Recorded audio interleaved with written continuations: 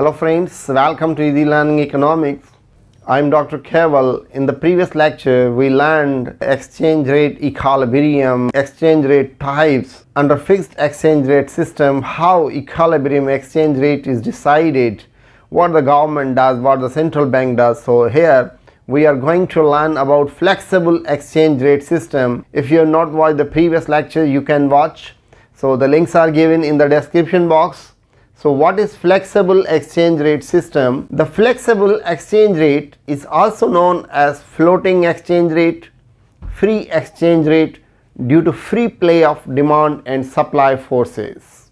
Under flexible exchange rate system, the value of domestic country's currency in terms of another currency in the international money market is determined on the basis of the demand for and supply of currency. As a result, the currency price of nation is allowed to fluctuate and exchange rate changes over time as per the demand for foreign exchange. The equilibrium exchange rate is decided where demand and supply of foreign currency intersect each other. This is the exchange rate dollar per rupee, and this is the demand for and supply of rupee on the x-axis, and D is the demand curve and S is the supply curve. Here the demand and supply curve intersect where the equilibrium exchange rate is 0.1. It means the $0.1 can buy a 1 rupee. As the demand increases from D to D dash, exchange rate dollar per rupee increases from 0.1 to 0.2. It means this is the appreciation of rupee. It means now $0.2 can purchase the 1 rupee. Under flexible exchange rate system, an increase in the demand for rupees from D to D dash results in appreciation of rupee.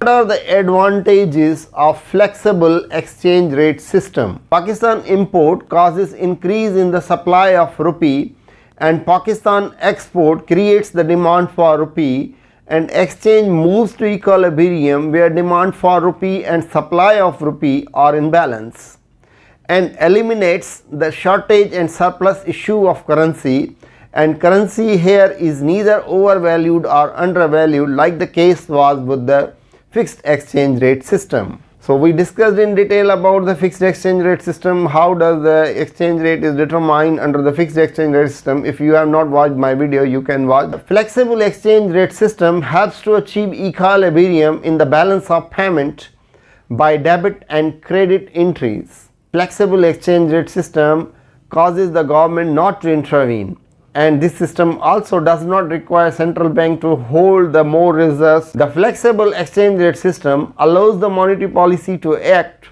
freely to control inflation. The foreigner invests in the new businesses and take risk in the hope to earn more profit in the long run period, and efficient allocation of resources might take place. Under flexible exchange rate system, a decrease in the demand for rupee from D to D dash results depreciation of rupee. Here the D is the demand curve, S is the supply curve.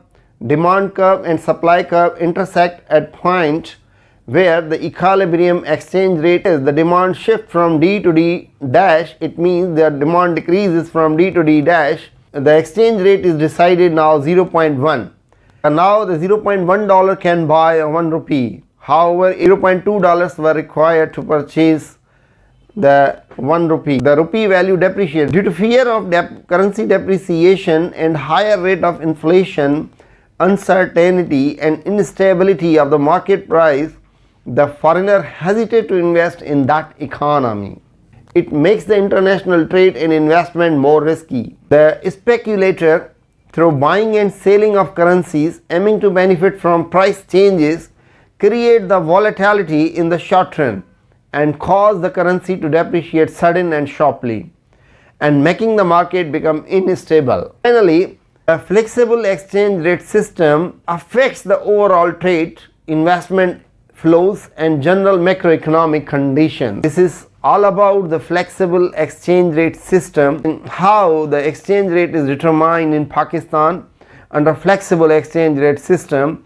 when the rupee appreciates or rupee depreciates, what are their merits and demerits. So I hope this would be helpful for you. If you have any query, you may ask in comment box. Thanks for watching.